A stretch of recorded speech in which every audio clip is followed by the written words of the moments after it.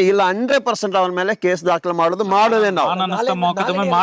ಹೌದು, ಒಂದೆತ್ತು ಊಟ ಮಾಡ್ಲಿಕ್ಕೂ ಗತಿ ಇಲ್ಲದೆ ಒದ್ದಾಟದವರಿಗೆ ಊಟ ಕೊಡುವ ಕೆಲಸವನ್ನು ಇವರಿಬ್ರು ಮಾಡ್ತಾ ಇದ್ದಾರೆ. ಡಿಲೀಟ್ ಮಾಡಿ ಅಂತ ಹೇಳೋ ಕೆಲಸ ಯಾರಿಗೂ ಇಲ್ಲ.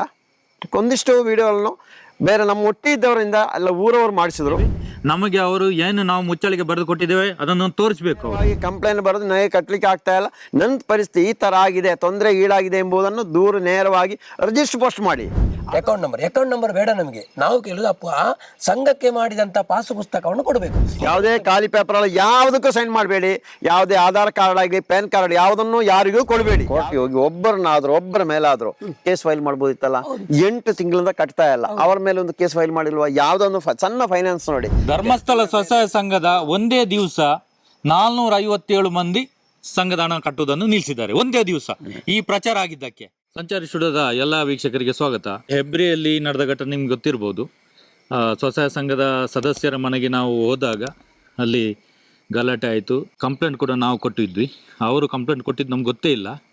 ಆದರೂ ಕೂಡ ಕೆಲವೊಂದು ನ್ಯೂಸ್ ಚಾನಲ್ಗಳಲ್ಲಿ ನಮ್ಮ ಮೇಲೆ ಕೇಸ್ ಆಗಿದೆ, FIR ಆಗಿದೆ, ಮತ್ತು ನಾವು ಇನ್ನು ಮುಂದೆ ಎಲ್ಲಿಯೂ ಹೋಗುವುದಿಲ್ಲ ಅಂತ ಮುಚ್ಚಳಿಕೆ ಬರೆದು ಕೊಟ್ಟಿದ್ದೇವೆ ಅಂತ ಸುಳ್ಳು ಪ್ರಚಾರ ಮಾಡ್ತಾ ಇದ್ದಾರೆ. ಅದಕ್ಕಾಗಿ ನಾವು ಇವತ್ತು ನಮ್ಮ ನೀತಿ ಸಂಘಟನೆಯ ರಾಜ್ಯಾಧ್ಯಕ್ಷರಾದ ಜಯಂತ್ ಟಿ ಅವರಿದ್ದಾರೆ. ಅವರು ಇದ್ರ ಬಗ್ಗೆ ಏನು ಹೇಳ್ತಾರೆ ಅಂತ ಅವ್ರ ಹತ್ರ ನಾವು ಕೇಳೋಣ. ಎಲ್ಲ ನಮ್ಮ ಸೌಜನ್ಯ ಹೋರಾಟಗಾರರಿಗೆ ನಮಸ್ತೆ. ಇವರು ಸಂತೋಷ್ ಸಂಚಾರ್ ಸ್ಟುಡಿಯೋ, ರವಿ ಮುಡಿಪು, ರವಿ ಶೆಟ್ಟಿ ಅವರು. ಇವರು ಅತ್ಯಂತ ಹೆಚ್ಚು ಕೆಲಸ ಮಾಡ್ತಾ ಇದ್ದಾರೆ. ಅಂದರೆ ಜನರ ಜೀವವನ್ನು ಉಳಿಸುವ ಕೆಲಸ ಮಾಡ್ತಾ ಇದ್ದಾರೆ. ಒಂದೆತ್ತು ಊಟ ಮಾಡಲಿಕ್ಕೂ ಗತಿ ಇಲ್ಲದೆ ಒದ್ದಾಟದವರಿಗೆ ಊಟ ಕೊಡುವ ಕೆಲಸವನ್ನು ಇವರಿಬ್ಬರು ಮಾಡ್ತಾ ಇದ್ದಾರೆ, ಸೌಜನ್ಯ ಪರವಾಗಿ ನಿಂತು. ಇದೇ ಸಂದರ್ಭದಲ್ಲಿ ಮೊನ್ನೆ ಕುಂದಾಪುರ ಅಂದರೆ ಉಡುಪಿ ಡಿಸ್ಟಿಕ್ಕು ಎಬ್ರಿ ಕಡೆ ಒಂದು ಮನೆಯವರು ಕರೆದು ನಮಗೆ ಕಷ್ಟ ಆಗ್ತಾ ಇದೆ, ಕಟ್ಟಲಿಕ್ಕೆ ಆಗ್ತಾ ಇಲ್ಲ, ತುಂಬ ಸಾಲ ಆಗಿದೆ, ನಮ್ಮ ಆತ್ಮಹತ್ಯೆ ಮಾಡಬೇಕಷ್ಟೇ ಅಂತೇಳಿ ಕರೆದ್ರು.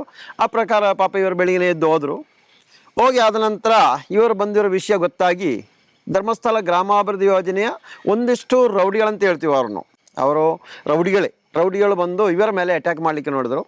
ದಾದಾಗಿರಿ ಮಾಡಲಿಕ್ಕೆ ಬಂದಿರೋದು. ಅಲ್ಲಿಂದ ಪೊಲೀಸರು ಠಾಣೆ ಕರ್ಕೊಂಡು ಹೋಗಿದ್ದಾರೆ, ವಿಚಾರಣೆ ಮಾಡಿದ್ದಾರೆ. ಇಬ್ಬರನ್ನೂ ಕರೆಸಿ ವಿಚಾರಣೆ ಮಾಡಿದ್ದಾರೆ. ಅಲ್ಲಿಂದ ಅದೇನೋ ಸಂಘದ ನೇತಾರರು ಯಾರೋ ಅಧ್ಯಕ್ಷರದ ಅವರಿಂದ ಅಂತ ಕಂಪ್ಲೇಂಟ್ ತಗೊಂಡಿದ್ದಾರೆ.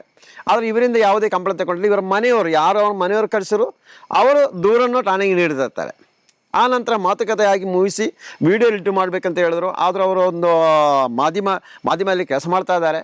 ಅವರದೇ ಒಂದು ಸಂಚಾರಿ ಸ್ಟುಡಿಯೋ, ಅವರೇ ಯೂಟ್ಯೂಬು, ಅದರ ಮುಖ ಮಾಡ್ತಾ ಇದೆ. ಯಾವುದೇ ಕಾರಣಕ್ಕೆ ಅದನ್ನೆಲ್ಲ ಡಿಲೀಟ್ ಮಾಡಿ ಅಂತ ಹೇಳೋ ಕೆಲಸ ಯಾರಿಗೂ ಇಲ್ಲ.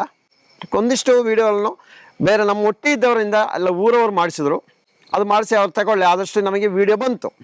ಅಲ್ಲಿಂದ ಠಾಣೆಯಲ್ಲಿ ಇವರು ಮುಚ್ಚಲಿಕ್ಕೆ ಬರೆಸಿದ್ದಾರೆ ಎಂಬ ಒಂದು ಸುದ್ದಿಯನ್ನು ಹರಡಿಸ್ತಾ ಇದ್ದಾರೆ. ಮುಚ್ಚಲಿಕ್ಕೆ ಬರೆಸಿ ಇಟ್ಟಿದ್ದಾರೆ, ಮುಂದಿನ ಇವರು ಯಾರ ಮನೆಗೆ ಹೋಗಲ್ಲ ಅಂತ. ಈ ಸುಳ್ಳು ಸುದ್ದಿಯನ್ನು ಹರಡಿಸ್ತಾ ಇರೋದು ನಾನು ಕೇಳ್ತಾ ಇದ್ದೀನಿ ಪತ್ರಿಕೆಯವನಿಗೆ. ಅದು ಅಲ್ಲ, ಬೇರೆ ಇನ್ನು 3-4 ಚಾನಲ್ ಯಾವುದೆಲ್ಲ ಬಂದಿದೆ ಅಂತ. ನಿಮಗೇನಾದರೂ ಊಟಕ್ಕೆ ಗತಿ ಇಲ್ಲದೆ ಏನಾದರೂ ಅವರು ಎಂಜಲು ಕಾಸು ಕೊಡ್ತಾ ಇದ್ದರೆ, ಯಾವುದೋ ಈ ಧರ್ಮಸ್ಥಳ ಗ್ರಾಮದ ಈ ಅತ್ಯಾಚಾರ ಸಂಘಟನೆಯವರು ಏನಾದರೂ ಎಂಜಲು ಕಾಸು ಕೊಡ್ತಾ ಇದ್ದಾರೆ, ಅದರಲ್ಲಿ ತಮ್ಮ ಮಕ್ಕಳನ್ನು ಸಾಕ್ಲಿಕ್ಕೆ ಅದೇ ಗತಿ ಅಂತ ಆ ಕೆಲಸ ಮಾಡಿ ನಮ್ಮ ಸೌಜನ್ಯ ಪರ ಹೋರಾಟಗಾರರ ಮೇಲೆ ನೀವು ಈ ಥರ ಮಾತ್ರ ಅವರ ಭಾವಚಿತ್ರಗಳನ್ನ ಹಾಕಿ ವಿಡಿಯೋಗಳನ್ನ ಫೋಟೋಗಳನ್ನ ಹಾಕಬೇಡಿ. ನಿಮ್ಮ ಮೇಲೆ ನಾವು ಕೇಸ್ ಮಾಡ್ತೀವಿ. ಈ ಧರ್ಮಸ್ಥಳ ಪ್ರಭಾವಿ ವ್ಯಕ್ತಿಗಳಿಗೆ, ಅತ್ಯಾಚಾರಿಗಳಿಗೆ ಮಾತ್ರ ಅಲ್ಲ, ನಮ್ಮ ಹೋರಾಟಗಾರರ ಮೇಲೆ 65 ಕೋಟಿ ಮಾನನಷ್ಟ ಕೇಸನ್ನು ಹಾಕಿದ್ದಾರೆ. ಇದೇ ರೀತಿಯಲ್ಲಿ ನೀವು ಬಂದರೆ ನಿಮಗೆ ಹಾಕ್ತೀವಿ, ನಮ್ಮ ಮೇಲೆ ಹಾಕಿ ನಮ್ಮೊಟ್ಟಿಗೆ ಜನ ಇದ್ದಾರೆ. ಆದರೆ ಒಂದು ಮಾತು ಅರ್ಥ ಮಾಡ್ಕೊಳ್ಳಿ, ಈ ರೀತಿಯಲ್ಲಿ ಪತ್ರಿಕೆಯಲ್ಲಿ ಮಾಡುವವರು ಅದೇ ರೀತಿಯಲ್ಲಿ ಇವರ ಮೇಲೆ ಹೋಗೋ ಕಡೆ ದಬ್ಬಾಳಿಕೆ ಮಾಡಿ ಅವರ ಮೇಲೆ ಅಟ್ಯಾಕ್ ಮಾಡಲಿಕ್ಕೆ ಬಂದರೆ ನಾವು ಅವರೊಟ್ಟಿಗೆ ಇರ್ತೀವಿ. ನಿಮ್ಮೊಟ್ಟಿಗೆ ಯಾರು ಇರಲಿಕ್ಕಿಲ್ಲ. ನೀವು ತಾಕತ್ತಿದ್ರೆ ಯಾರು ಕಳಿಸಿದಾರಲ್ಲಿದ್ದ ಈ ಧರ್ಮಸ್ಥಳ ಗ್ರಾಮದ ಬಡ್ಡಿ ದಂಧೆ ಮಾಡಿಸ್ತಾರ, ಅವನು ಒಂದು ದಿನ ಕರ್ಕೊಂಡು ಬನ್ನಿ, ನಾವು ಒಂದು ದಿನ ನಿಲ್ಲಿಸಿ ಮಾತಾಡಿ. ನೀವು ಆ ಟೈಮಲ್ಲಿ ಯಾರು ಬರಲ್ಲ. ನೀವು ಸುಳ್ಳು ಸುದ್ದಿಗಳನ್ನು ತಮ್ಮ ಸ್ಟೇಟಸ್ಸು, ತಮ್ಮ ವಾಟ್ಸಪ್ಪಲ್ಲಿ ಆಗೋ ಜಾಲತಾಣ ಫೇಸ್ಬುಕ್ಕಲ್ಲಿ ಹಾಕಿ ದೊಡ್ಡದಾಗಿ ಹಂಚಲಿಕ್ಕೆ ಹೋಗಬೇಡಿ. ನಿಮಗೆ ಯಾರು ಇರಲ್ಲ ಅಂತ ನೆನ್ಪಿಟ್ಕೊಂಡು ನೀವು ಕೆಲಸ ಮಾಡಿ. ನಮ್ಮವರಿಗೆ ಹೆಚ್ಚಮ್ಮೆ ನಾವು ಇರ್ತೀವಿ, ನಮ್ಮವ್ರ ಜೀವಕ್ಕೆ ಜೀವ ಕೊಡ್ಲಿಕ್ಕಿದ್ದೀವಿ. ನೀವು ಎಂಜಲ ಕಾಸಿಗೋಸ್ಕರ, ಎಂಜಲ ದುಡ್ಡಲ್ಲಿ ನೀವು ದುಡ್ತಾ ಇದ್ರಿ ಅಂತ ಕೆಲಸ ಮಾಡಬೇಡಿ. ಎಲ್ಲಾದರೂ ಹೋಗಿ ನಿಯತ್ತಾಗಿರುವ ಕೆಲಸ ಮಾಡಿ ಬದುಕಿ ಅಂತಲೂ ನೀವು ಮೂಲಕ ಹೇಳ್ತಾ ಇದ್ದೀವಿ. ಇವರ ಕೆಲಸ ನಿಲ್ಲಿಸಲ್ಲ, ಸೌಜನ್ಯ ಹೋರಾಟ ನಿಲ್ಲಲ್ಲ.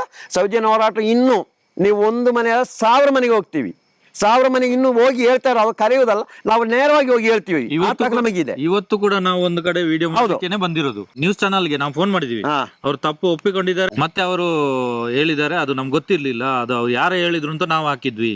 ಯಾರು ಹೇಳಿದಾರೆ? ನಾನು ಹೇಳಿದಿನಲ್ಲ, ನಾವೇನು ಸಿಮರ್ದೆಲ್ಲ ಕೊಡ್ತೀನಿ ಹಾಕೋ ಅಂತ ಹೇಳಿದಿನಲ್ಲ ಅವನಿಗೆ. ಅವರು ತಪ್ಪು ಒಪ್ಪುಗಳದಲ್ಲ, ಅವರು ನ್ಯೂಸ್ ಚಾನಲ್ ಅಲ್ಲಿ ಇದು ತಪ್ಪಾಗಿದೆ ಅಂತ ಅಲ್ಲ, ಲೈಸೆನ್ಸ್ ಇಲ್ಲ, ಅಲ್ಲ ಲೈಸೆನ್ಸ್ ಇಲ್ಲ ಅಂತ ಹೇಳಿದ್ರು.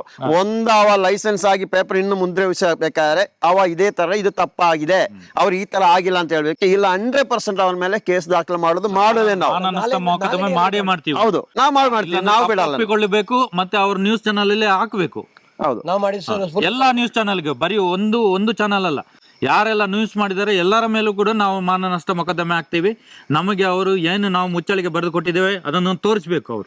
ಮತ್ತೆ ಇನ್ನು ನೀವು ಧರ್ಮಸ್ಥಳ ಗ್ರಾಮಾಭಿವೃದ್ಧಿ ಯೋಜನೆಲ್ಲ ಸಾಲ ತಗೊಂಡು ನೇರವಾಗಿ ಕಟ್ಟಲ್ಲ ಅಂತ ಹೇಳಿ ನಿಮ್ಮ ಮನೆಗೆ ಬಂದು ನೇರವಾಗಿ ಠಾಣೆಗೆ ದೂರು ಕೊಡಿ. ಇಲ್ಲ ಕಟ್ಲಿಕ್ಕೆ ಆದರೂ ನೇರವಾಗಿ ನೀವು ಠಾಣೆ ಎದುರು ಕೊಡಿ, ಇಲ್ಲ ಮುಖ್ಯಮಂತ್ರಿ ಕೊಡಿ, DC ಕೊಡಿ, SP ಗೆ. ನೀವು ಏನಿಲ್ಲ ಅಲ್ಲಿ ತಗೊಂಡೋಗಿ ಕೊಡುವ ಅವಶ್ಯಕತೆ ಇಲ್ಲ, ನೇರವಾಗಿ ಕಂಪ್ಲೇಂಟ್ ಬರೋದು ನನಗೆ ಕಟ್ಲಿಕ್ಕೆ ಆಗ್ತಾ ಇಲ್ಲ, ನನ್ನ ಪರಿಸ್ಥಿತಿ ಈ ಥರ ಆಗಿದೆ, ತೊಂದರೆಗೆ ಈಡಾಗಿದೆ ಎಂಬುದನ್ನು ದೂರು ನೇರವಾಗಿ ರಿಜಿಸ್ಟರ್ ಪೋಸ್ಟ್ ಮಾಡಿ. ಅದರ ಒಂದು ಕಾಪಿಯನ್ನು ನಾನು ಇಟ್ಬಿಡಿ. ಏನಾದ್ರು ಮನೆಗೆ ಬಂದರೆ ಠಾಣೆಗೆ ಬಂದು ಎತ್ತಿ ತೋರಿಸಿ ನಾವು ಕಂಪ್ಲೇಂಟ್ ಮಾಡಿದ್ವಿ, ಇದು ಎಂಕ್ವೈರಿ ಮಾಡಿ ಅಂತ ಹೇಳಿ. ಇಷ್ಟನ್ನು ಮಾಡಿ, ನೀವು ಧೈರ್ಯವಾಗಿರಿ. ಯಾರು ನಿಮ್ಮ ಮನೆಗೆ ಬರಲ್ಲ. ಎಷ್ಟೋ ಜನ ಕರೆ ಮಾಡ್ತಾ ಇರ್ತಾರೆ, ಸರ್ ಮನೆಗೆ ಬರ್ಬೋದಾ, ಭಯ ಆಗ್ತದೆ. ಯಾವ ಕಾರಣಕ್ಕೂ ಭಯ ಬಿಡಬೇಡಿ. ಮನೆಗೆ ಬಂದರೆ ನೀವು ದೂರು ದಾಖಲು ಮಾಡಿ, ಅವರ ಮೇಲೆ ಕಂಪ್ಲೇಂಟ್ ಆಗುತ್ತೆ, ನಿಮ್ಮ ಮೇಲೆ ಯಾವತ್ತೇ ಕಂಪ್ಲೇಂಟ್ ಮಾಡಲ್ಲ. ಧೈರ್ಯವಾಗಿ ಸಾಲ ತಗೊಂಡು ತೊಂದರೆ ಅನುಭವಿಸೋರು ಧೈರ್ಯವಾಗಿರಿ ಅಂತ. ಈಗ ಎಲ್ಲ ಖಾಲಿ ಪೇಪರ್ಗೆ ಸೈನ್ ಎಲ್ಲ ಮಾಡಿಸ್ತಾ ಇದ್ದಾರೆ. ಇದನ್ನು ಮಾಡಬೇಡಿ, ಅಂತ ಕೆಲಸವನ್ನು ಯಾವುದು ಮಾಡಬೇಡಿ. ಯಾವುದೇ ಖಾಲಿ ಪೇಪರ್ ಅಲ್ಲ, ಯಾವುದಕ್ಕೂ ಸೈನ್ ಮಾಡಬೇಡಿ. ಯಾವುದೇ ಆಧಾರ್ ಕಾರ್ಡ್ ಆಗಲಿ, ಪ್ಯಾನ್ ಕಾರ್ಡ್ ಯಾವುದನ್ನು ಯಾರಿಗೂ ಕೊಡಬೇಡಿ. ಯಾವುದೇ ಬ್ಯಾಂಕ್ ಅವರು ಇವರ ಜೊತೆ ಜೋಡಿಸ್ತಾ ಇದ್ದೀವಿ, ನಿಮಗೆ ಅಕೌಂಟ್ ಕೊಡ್ತೀವಿ, ಅಕೌಂಟ್ ನಂಬರ್ ಕೊಡ್ತೀವಿ, ಅಲ್ಲ ಕೋರ್ಟ್ ನೋಟಿಸ್ ಕೊಡ್ತೀವಿ, ಯಾವುದಕ್ಕೂ ಯಾರನ್ನು ನಂಬಬೇಡಿ. ನೋಡಿ, ಸ್ವಸಹಾಯ ಸಂಘ ಅವ್ರದಂತೆ, ಸ್ವಸಹಾಯ ಸಂಘ ಧರ್ಮಸ್ಥಳ ಅವ್ರದಂತೆ, SKDRDP ಅವ್ರದ್ದು. ನಾವು ಅರ್ಜಿ ಬರೆದು ಬ್ಯಾಂಕಿಗೆ ಕೊಡ್ಬೇಕಂತೆ, ಪಾಸ್ ಪುಸ್ತಕ ಕೊಡಿ ಅಂತ. ಬ್ಯಾಂಕ್ ಕೊಡ್ಬೇಕು, ಇವ್ರು ಕೊಡುದಿಲ್ಲ. ದುಡ್ಡು ಇವರು ಮಾತ್ರ ಕಲೆಕ್ಷನ್ ಮಾಡ್ತಾರೆ, ಪುಸ್ತಕ ಇವ್ರು ಕೊಡುದಿಲ್ಲ.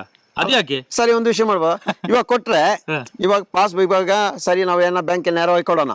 ಅವ್ರು ಇವಾಗ ಇಷ್ಟು ಟೈಮ್ ಇಂದ ಲೋನ್ ಇವಾಗ ಬ್ಯಾಂಕ್ ತಗೊಂಡೆಲ್ಲ ಕೊಡ್ತಾರ, ಕೊಡ್ಬೇಕು, ಕೊಡ್ತಾರ, ಸ್ಟೇಟ್ಮೆಂಟ್ ಕೊಡ್ತಾರ. ನಾವು ಅದಲ್ಲ ಸರ್ ಹೇಳುದು. ಈಗ ನೀವು ನೋಡಿ, ಅದಲ್ಲ ಬೇಕಾದ್ದು ನೋಡಿ. ಅವರು ಒಂದು ಸಂಘಕ್ಕೆ ಅಕೌಂಟ್ ನಂಬರ್ ಕೊಟ್ಟಿದ್ದಾರೆ. ಎಲ್ಲಾ ಸಂಘಕ್ಕೆ ಅಕೌಂಟ್ ನಂಬರ್ ಉಂಟು. ಅಕೌಂಟ್ ನಂಬರ್ ಇದ್ದ ಮೇಲೆ ಪಾಸ್ ಪುಸ್ತಕ ಬೇಕಲ್ವ ಸರ್? ಹೌದು. ಆ ಪಾಸ್ ಪುಸ್ತಕ ಕೇಳುವುದು, ಇವರಿಗೆ ಹೊಸತ್ತಾಗಿ ಪಾಸ್ ಪುಸ್ತಕ ಮಾಡಿ ಕೊಡ್ತಾರೆ. ಯಾಕೆ? ಹಾಗಾದ್ರೆ ಮುಂಚೆ ಮಾಡಿದ ಪಾಸ್ ಪುಸ್ತಕ ಎಲ್ಲಿ ಉಂಟು? ಸ್ಟಾರ್ಟಿಂಗ್ ಇತ್ತು ಪಾಸ್ ಪುಸ್ತಕ. ಆಮೇಲೆ ಇವರು ಈ ಫಸ್ಟ್ ಗೆ ಸೊಸೈಟಿ ಅಲ್ಲಿ ಇತ್ತು, ಈಗ ಅವರು BC ಟ್ರಸ್ಟ್ ಮಾಡಿದ್ರು, ಆಮೇಲೆ ಅವರು ಬ್ಯಾಂಕಿಗೆ ಟ್ರಾನ್ಸ್ಫರ್ ಮಾಡಿದ್ರು. ಈಗ ಬ್ಯಾಂಕಿನಲ್ಲಿ ಮಾಡುವಾಗ ಬರೀ ಅಕೌಂಟ್ ನಂಬರ್ ಮಾತ್ರ ಕೊಡೋದು. ಅವ್ರು ಕೆಲವು ನಿಮ್ಮ ಪುಸ್ತಕದಲ್ಲಿ ಅಕೌಂಟ್ ನಂಬರ್ ನೀವು ಅಕೌಂಟ್ಗೆ ಹಾಕಿ ಅಂತ, ಅದಾಗುದಿಲ್ಲ. ನಾವು ಕೇಳುವುದು, ಆ ಸಂಘಕ್ಕೆ ಪಾಸ್ ಪುಸ್ತಕ ಮಾಡಿದರೆ ಪ್ರಬಂಧಕ, ಸಂಯೋಜಕ, ಕೋಶಾಧಿಕಾರಿ, ಈ 3 ಜನರ ಹೆಸರು ಜಾಯಿಂಟ್ ಅಕೌಂಟ್ ಮಾಡಿದರೆ, ಆ ಜಾಯಿಂಟ್ ಅಕೌಂಟ್ ಮಾಡಿದರೆ ಆದರೆ ಅವ್ರು ಕೊಡೋದು ಬರೀ ನಂಬರ್ ಮಾತ್ರ, ಅಕೌಂಟ್ ನಂಬರ್ ಬೇಡ ನಮಗೆ. ನಾವು ಕೇಳುವುದು ಆ ಸಂಘಕ್ಕೆ ಮಾಡಿದಂಥ ಪಾಸು ಪುಸ್ತಕವನ್ನು ಕೊಡಬೇಕು. ಈಗ ಹೊಸತಾಗಿ ಯಾಕೆ ಮಾಡಿ ಕೊಡುವುದು ಅವರು? ಅಲ್ಲ, ಇವಾಗ ಜನರಿಗೆ ಅರ್ಥ ಆಗ್ಲಿಕ್ಕೆ ಒಂದೇ ದಾರಿ ಇರೋದು ಸರ್. ಇವಾಗ ಇಷ್ಟೆಲ್ಲ ಪ್ರಕರಣ ಇರುವಾಗ 100% ಅವರಿಗೆ ಕೋರ್ಟ್ಗೆ ಹೋಗಿ ಒಬ್ಬರ ಮೇಲಾದ್ರೂ ಕೇಸ್ ಫೈಲ್ ಮಾಡ್ಬೋದಿತ್ತಲ್ಲ. 8 ತಿಂಗಳಿಂದ ಕಟ್ತಾ ಇಲ್ಲ, ಅವ್ರ ಮೇಲೆ ಒಂದು ಕೇಸ್ ಫೈಲ್ ಮಾಡಿಲ್ವಾ? ಯಾವ್ದೊಂದು ಸಣ್ಣ ಫೈನಾನ್ಸ್ ನೋಡಿ, 1 ತಿಂಗಳ ಕಟ್ಟೋ ನೋಟಿಸ್ ಬರಲ್ವಾ? ಇಲ್ಲ ಮೆಸೇಜ್ ಬರಲ್ವಾ? ಎಲ್ಲ ಒಂದು ಬರ್ತದೆ. ಇಲ್ಲ ನಿಮ್ಮ ಯಾವ್ದೋ ಸಿವಿಲ್ ಸ್ಕೋರ್ ಅಲ್ಲಿ ಮೈನಸ್ ಆಗ್ತಾ ಇರ್ತಾನೆ, ಇದು ಯಾವ್ದಿಲ್ಲ ತಾನೆ. ನಮ್ಮ ಫೋಟೋ ಹಾಕಿ ಪ್ರಚಾರ ಮಾಡ್ತಾ ಇದ್ದಾರೆ. ಅಲ್ಲ, ಅದಲ್ಲ ಅಪಪ್ರಚಾರ. ನಾವು ಹೇಳುದು ಡೈರೆಕ್ಟ್ ಆಗಿ, ಇನ್ನು ಗ್ರಾಮದಲ್ಲಿ ಮನೆಗಳಲ್ಲಿ ಒಂದು ಕಟ್ಔಟ್ ಬ್ಯಾನರ್ ಹಾಕಿ ನಮ್ಮ ಫೋಟೋ ಹಾಕಿ ಮಾಡಿ ಅಲ್ಲ, ಒಳ್ಳೆದೈತೆ, ಪಬ್ಲಿಸಿಟಿ ಆಗ್ತಾ ಇದೆ, ಮಾಡ್ತಾ ಇದ್ದಾರೆ. ನೋಡಿ, ಖುಷಿ ಅಂದ್ರೆ ಯಾವುದಂದ್ರೆ ಇವರು ಇಷ್ಟು ಮಾಡಿದರಿಂದ ನಾವು ಎಲ್ಲರಿಗೂ ಗೊತ್ತಾಯ್ತು ರವೀಂದ್ರ ಶೆಟ್ಟಿ ಯಾರು, ಸಂತೋಷ್ ಯಾರು, ಎಲ್ಲರಿಗೂ ಗೊತ್ತುಂಟು. ಈಗ ನೋಡುವಾಗ ನಂಗೆ ಮುಂಚೆ ಅಂದ್ರೆ ಯೂಟ್ಯೂಬ್ ಅಲ್ಲಿ ಮಾತ್ರ ಬರ್ತಿತ್ತು, ಈಗ ಪಬ್ಲಿಕ್ ಅಲ್ಲಿ ಪೇಪರ್ ಎಲ್ಲ ಬಂತು. ಈಗ ನೋಡುವಾಗ ನಮ್ಮ 10 ಜನ ಬಂದು ಆ ರವೀಂದ್ರನ್ನ ಮಾತಾಡಿ ಅಂತ ಕೈ ಕೊಡ್ತಾರೆ. ಈಗ ಇವರು ಹಾಕಿದ್ಮೇಲೆ 3 ಪಟ್ಟು ಜಾಸ್ತಿ ಆಗಿದೆ ನಮ್ಮ ವ್ಯೂಸ್ ಇದೆಯಲ್ಲ, 3 ಪಟ್ಟು ಜಾಸ್ತಿ ಆಗಿದೆ. ಪ್ರಚಾರ ಶೇರ್ ಮಾಡ್ತಾ ಇರಲ್ಲ, ಅವರೇ ಶೇರ್ ಮಾಡ್ತಾ ಇದ್ದಾರೆ, ಅವರೇ ಸ್ಟೇಟಸ್ ಆಗ್ತಾ ಇದ್ದಾರೆ. ಏನ್ ಬೇಕಾದ್ರೆ ಮಾಡಿ. ಮತ್ತೊಬ್ರು ಹೇಳ್ತಾರೆ, ನಮ್ಮ ಊರಿಗೆ ಬಂದಿದ್ದಾರೆ, ಇಲ್ಲೆಲ್ಲ ಹೆಣ್ಣು ಮಕ್ಕಳ ಕೈ ಹಾಕಿದ್ದಾರೆ, ಇಲ್ಲಿ ನಾವು ಹೊಡೆದು ಕಳಿಸಿದ್ದೇವೆ. ಯಾವ ಊರು ಅಂತ ಬೇಕಲ್ಲ. ನೀವು ಇನ್ನು ನಿಮ್ಮ ಮನೆಗೆ, ಈಗ ಸ್ವಸಹಾಯ ಸಂಘದ ಸದಸ್ಯರ ಮನೆಗಳಿಗೆ ಇನ್ನು ಇವರು ಸಂಘದವ್ರು ಬರ್ತಾರಲ್ಲ ಗಲಾಟೆ ಮಾಡ್ಲಿಕ್ಕೆ, ಆಗ ನೀವು ಕೇಳ್ಬೇಕು, ಅಲ್ಲಿ ಪೋಸ್ಟರ್ ಒಂದು ಮಾಡಿದ್ದೀರಲ್ಲ, ನೀವು ಒಂದು ಕಮೆಂಟ್ ಮಾಡಿದ್ದೀರಲ್ಲ, ಎಲ್ಲೋ ಮನೆಗೆ ಬಂದು ಹೆಣ್ಣು ಮಕ್ಕಳ ಮೇಲೆ ಇದು ಮಾಡಿದಕ್ಕೆ ನಾವು ಹೊಡೆದು ಕಳಿಸಿದ್ದೇವೆ ಅಂತ. ಅದು ಎಲ್ಲಿಂತ ಯಾವ ಊರಂತ ಬೇಕಲ್ಲ, ಕೇಸ್ ಮಾಡಿದ್ದು ಕೂಡ ಬೇಕಲ್ಲ, ಅದು ಬೇಕಲ್ಲ. ಬರೀ ಒಂದು ನಮ್ಮ ಊರಲ್ಲಿ ಯಾವ ಊರಲ್ಲಿ ಯಾರು ಅವ್ರು ಯಾರು ಪ್ರೊಫೈಲ್ ನೋಡುವಾಗ ಏನಿಲ್ಲ, ಅದು ಫೇಕ್ ಅಕೌಂಟ್. ಅಲ್ಲ ನಕಲಿ ಪೇಜ್, ಎಲ್ಲ ನಕಲಿ ಪೇಜ್ ಮುಂದೆ ಪೇಜ್ ಬಂದು ಹಾಕ್ತಾರೆ. ಮಾತಾಡ್ಲಿಕ್ಕೆ ಯಾಕೆ ಅವ್ರಿಗೆ ಭಯ? ಯಾವನೊಬ್ಬ ಅಲ್ಲ, ಜಾಲತಾಣ ಸಮೇತ ಧೈರ್ಯ ಒಬ್ಬನಿಗೊಬ್ಬ ಇಲ್ಲ, ಎಲ್ಲಾ ನಕಲಿ ಪೇಜ್ ಅನ್ನು ಹಾಕ್ತಾರೆ. ಅದಕ್ಕೋಸ್ಕರ ಯಾರು ತಲೆ ಕೆಡಿಸ್ಬೇಡಿ ಈ ವಿಷಯದಲ್ಲಿ. ಇವರ ಹೆಸರಲ್ಲಿ ಬಂದ್ರು ಒಳ್ಳೇದಾಯ್ತು, ಎಲ್ಲರೂ ಇನ್ನೂ ಗೊತ್ತಾಯ್ತು. ಇವಾಗ ಇದನ್ನು ಇನ್ನೂ ಶೇರ್ ಮಾಡಿ, ಅಲ್ಲ, ಎಲ್ಲರೂ ತಿಳಿಸಿ. ನೀವು ಮೊನ್ನೆಯಿಂದ ಸಂಘ ಜಾಸ್ತಿ ನಿಂತಿದೆ ಈಗ. ಜಾಸ್ತಿ ನಿಂತಿದೆ. ಯಾಕಂದ್ರೆ ನೀವು ರೌಡಿಗಳನ್ನು ಕರ್ಕೊಂಡೋಗಿ ನೀವು ಇದು ಮಾಡ್ಲಿಕ್ಕೆ ಹೋಗಿದ್ದೀರಿ ಅಂತ ಹೇಳಿ. ಈ ಘಟನೆ ನಡೆದ ಮರುದಿವಸ ಒಂದೇ ದಿನ 457 ಮಂದಿ ಸ್ವಸಹಾಯ ಸಂಘದ ಹಣ ಕಟ್ಟುವುದನ್ನು ನಿಲ್ಲಿಸಿದ್ದಾರೆ. ಧರ್ಮಸ್ಥಳ ಸ್ವಸಹಾಯ ಸಂಘದ ಒಂದೇ ದಿವಸ 457 ಮಂದಿ ಸಂಘದ ಹಣ ಕಟ್ಟುವುದನ್ನು ನಿಲ್ಲಿಸಿದ್ದಾರೆ, ಒಂದೇ ದಿವಸ. ಈ ಪ್ರಚಾರ ಆಗಿದ್ದಕ್ಕೆ ಈಗ ನೋಡಿ, ಪ್ರಚಾರ ಇವರೇ ಮಾಡ್ತಾ ಇದ್ದಾರೆ. ಮಾಡ್ಲಿ, ಇನ್ನೂ ಪ್ರಚಾರ ಮಾಡ್ಲಿ, ಅವ್ರ ಪ್ರಚಾರ ಮಾಡಿ ಚೆನ್ನಾಗಿರ್ಲಿ ಅಷ್ಟೇ. ಅವ್ರು ಅನ್ಕೊಂಡ್ರು ಒಂದು 100 ಜನ ಮನೆಗೆ ಕರ್ಕೊಂಡು ಬಂದ್ರೆ, ಇಲ್ಲಿ ಇವ್ರಿಗೆ ಎದುರಿಸಿದ್ರೆ, ಒಂದು ಅಪಪ್ರಚಾರ ಮಾಡಿದ್ರೆ ಜನ ಎಲ್ಲ ಕಟ್ತಾ ಇದ್ದಾರೆ. ನೋಡಿ, ನಮ್ಮ ಹತ್ರ ಎಷ್ಟು ಜನ ಕಾಂಟ್ಯಾಕ್ಟ್ ಅಲ್ಲಿ ಇದ್ದಾರೆ, ನಾವು ಎಲ್ಲಿ ಎಲ್ಲ ಹೋಗ್ತೇವೆ, ಅಲ್ಲಿ ಹೊಸದಾಗಿ ಯಾರೆಲ್ಲ ನಿಲ್ಲಿಸ್ತಾ ಇದ್ದಾರೆ ಅವರೆಲ್ಲ ನಮ್ಮ ಗ್ರೂಪ್ ಅಲ್ಲಿ, ವಾಟ್ಸಪ್ ಗ್ರೂಪ್ ಅಲ್ಲಿ ಕಾಂಟ್ಯಾಕ್ಟ್ ಅಲ್ಲಿ ಇದ್ದಾರೆ. ಯಾರು ಕೂಡ ಬಿಟ್ಟು ಹೋಗ್ಲಿಲ್ಲ. ನಿಮ್ಮ ಮಾತು ಕೇಳಿ ಒಬ್ರು ಇದಾಗ್ಲಿಲ್ಲ, 457 ಜನ ಎಕ್ಸ್ಟ್ರಾ ಸೇರ್ಕೊಂಡಿದ್ದಾರೆ ಅಷ್ಟೇ. ಅಲ್ಲ, ಧರ್ಮಸ್ಥಳ ಅವ್ರಿಗೆ ಈ ರೌಡಿಗಳಿಗೆ ಇನ್ನೂ ಹೇಳ್ತಾ ಇದ್ದೀನಿ ನೋಡಿ. ನೀವು ಹೇಳ್ತಾ ಇದ್ದಾರೆ, ರವಿಯನ್ನ ತೆಗಿತೀವಿ, ಎಲ್ಲ ಸಂತೋಷನ ತೆಗಿತೀವಿ, ಗಿರೀಶನ ರೋಮ ತೆಗಲಿ ಒಂದು ಮೊದಲು. ನಿಮ್ಮ ಯೋಗ್ಯ ಇದೇನ ಮಾತು. ಅಲ್ಲಿ ಅತ್ಯಾಚಾರ ಮಾಡಿ ಸಾಯಿಸೋ ನಿಮಗೆ ಗೊತ್ತಾಗಿರಲ್ವಾ? ಅತ್ಯಾಚಾರ ಮಾಡಿ ಸಾಯಿಸ್ತವಾಗಲ್ಲ, ಅವ್ರನ್ನ ತೆಗಿತೀವಿ, ಇವತ್ತು ತೆಗಿತೀವಿ ಅಂತಲ್ಲ. ನಿಮಗೆ ಹೇಳುವಂಗೆ ಮಾಡಿ ತೋರಿಸ್ತೀನಿ. ನೀವು ನಿಮ್ಮ ಥರ ಈ ಮುಂಚೆನೂ ಹೇಳಿದ್ದೀನಿ, ಕುದೀತಾ ಇರೋದು ನಮ್ಮ ರಕ್ತ, ಯಾರು ಕುದಿಸುವುದಲ್ಲ, ಕುದೀತಾ ಇರುವುದು ನೀವು ಮಾಡುತ್ತ ಅತ್ಯಾಚಾರದಿಂದಾಗಿ. ಅತ್ಯಾಚಾರ ಸಾವಿರಾರು ಹೆಣ್ಣು ಮಕ್ಕಳು ಕೊಲೆ ಮಾಡಿರೋದ್ರಿಂದಾಗಿ. ಅದು ಮೊದಲು ಅರ್ಥ ಮಾಡ್ಕೊಳ್ಳಿ, ಇದರೊಟ್ಟಿಗೆ ಸೇರುವ ಅರ್ಥ ಮಾಡಿ. ನಿಮ್ಮ ಮಕ್ಕಳನ್ನು ನಿಮ್ಮ ಮೊದಲು ಸೇಫ್ಟಿ ಮಾಡ್ಕೊಳ್ಳಿ, ಆ ನಂತರ ಇವರೊಂದಿಗೆ ಕೈ ಜೋಡಿಸಿ ಅಂತಲೂ ಈ ಮೂಲಕ ಹೇಳ್ಬೋದು. ಅಷ್ಟೇ ನಾವು ಹೇಳುದು. ಇನ್ನು ಇದು ಇನ್ನೂ ಕೂಡ ಜಾಸ್ತಿ ಮುಂದುವರಿಸೋ ನಾವು. ಇವತ್ತಿಲ್ಲ ಸಂಘ ಬಂದ್ ಮಾಡ್ಲಿಕ್ಕೆ ಬಂದಿದ್ದೇವೆ, ಯಾಕೆ ಬರ್ಲಿಲ್ಲ? ಬನ್ನಿ, ಇಲ್ಲಿ ಯಾಕೆ ಬರ್ಲಿಲ್ಲ ನೀವು? ಶೃಂಗೇರಿಗೆ ಬಂದಿದ್ದೇವೆ ನಾವು, ಇವತ್ತು ಶೃಂಗೇರಿಗೆ ಬಂದಿದ್ದೇವೆ. ಬನ್ನಿ ಇಲ್ಲಿ.